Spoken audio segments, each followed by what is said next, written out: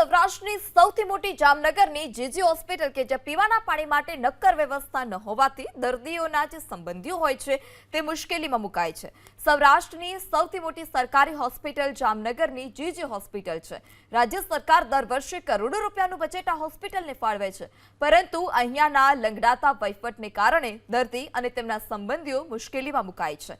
ઉનાળાની કાળઝાળ ગરમી હોવા છતાં દર્દીઓ માટે અહીંયા પીવાના પાણીનું કોઈ નક્કર આયોજન નથી કરવામાં આવ્યું। પાણીની પરબ છે, પરંતુ નળ નથી। ગંદકી એટલી છે કે ઊભું રહેવું પણ શક્ય નથી। ત્યારે જીજી હોસ્પિટલના સિવિલના નકરોડ સત્તાધીશોએ હવે જાગવાની જરૂર છે અને આકરા તાપ વચ્ચે હોસ્પિટલમાં પાણીની વ્યવસ્થા કરવી પણ જરૂરી। હું અત્યારે જામનગર જીજી હોસ્પિટલમાં છું અને અમે પર્દાફાશ કરવા જઈ રહ્યા છીએ કે ખાસ કરીને વાત કરવામાં આવે તો અત્યારના ઉનાળાનો સમય છે અને જીજી હોસ્પિટલમાં કેટલાય દર્દીઓ છે તે આવે છે। જીજી હોસ્પિટલનું આ પાણીનું પરબ છે, ત્યાં અહીંયા આપ જુઓ, અહીંયા લખ્યું છે સાદું પાણી, પીવાનું પાણી અને ઠંડુ પાણી। જ્યાં ઠંડુ પાણી લખ્યું છે ત્યાં તો નળ જ નથી, એવું સ્પષ્ટ દ્રશ્યમાન થાય છે।